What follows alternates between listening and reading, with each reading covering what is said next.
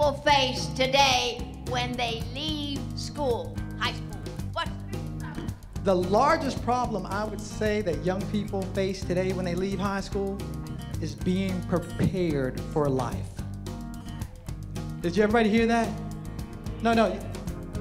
The person that asked the question has probably more singular educational experience than a lot of us put combined tonight. Tell them who you are, man. I'm Helen Harkness, Dr. Harkness, and I am right now writing a book about how to get young people prepared to know what they're going to do after high school. Exactly. Give it up for everybody. I need you to repeat after me, young people especially. The more I learn, the more I earn. However, so much more than that, young people. When I say that, being prepared for life, real life. The last part of it, ladies and gentlemen, the final part, would be surrounding yourself with people who are healthy. How many of you heard the old saying, you're judged by the company you keep? I heard it. I didn't say it, but I receive it. Say it again. That I am really honored to be here, and I'm also very happy to see the parents and the grandparents and the people who are here because they actually care about, their kids. Now, the kids that are here, you have something here too. If you decide to listen to me, not just look at me because I'm so pretty. I know. What I like to do is, before I tell you why I always say you find what you're looking for, which I can prove to you at any point, I want to give you a little bit of my story because this has to be fast. But I'm from Puerto Rico, so I can talk really fast. ¿Quién habla español aquí? ¿Todo el mundo habla español? ¿Usted habla español? Chévere. There you go. Awesome. Very good. I was born and raised in a different place, different country, Puerto Rico. All right? At the age of 17, my parents moved me to Houston, Texas. Might as well have been, another dimension. I don't want to live always beneath what my potential is going to be. I don't want to just be less than or not as much. Because let me tell you something. I had no idea I was a minority until I moved to this country. And then I started becoming aware. You're different. You're different. You're not the same. You better get it together and learn about whatever it is that you are. That's how we are right now, divisive. So I sat there and I made a decision to learn the language. And I did.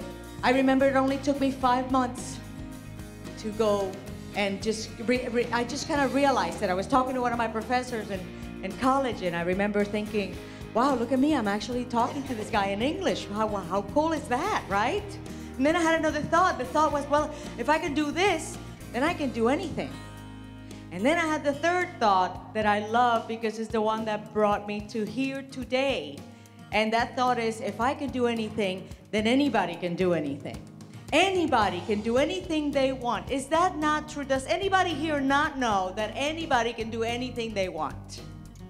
You all know that it really takes, what it takes is for you to decide whichever way you want to move in life and whichever way, you're going to go in life. And in every community, family looks different. Family doesn't look the same here as it does in College Station, or it does in Baltimore, or it does in Puerto Rico. Family looks different. So what does family look like here? It's not a rhetorical question, I promise.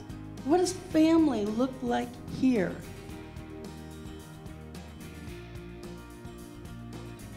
Like all of you. So, does everyone have the same makeup in their family? I think I saw a grandma who was raising a grandchild. So there's multi-generational families here. What other kind of families are here? Do you have single parent families here? Are there any single parent families right now in this room? How about, is there any aunties and uncles raising kids? Does that happen here? How about foster families? Do you have that? Do you have biracial families? See, families matter, and how they're made up matters. Because it brings with it a whole mirage of things that come when the children get together.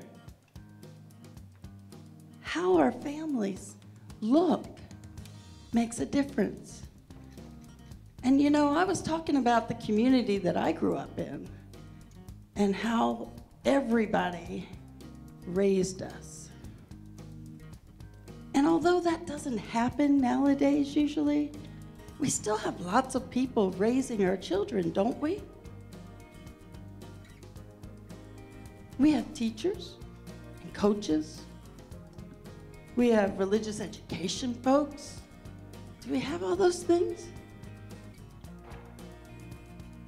When we look at who's raising our children, do we like what we see? And if we don't, what are we doing to change it?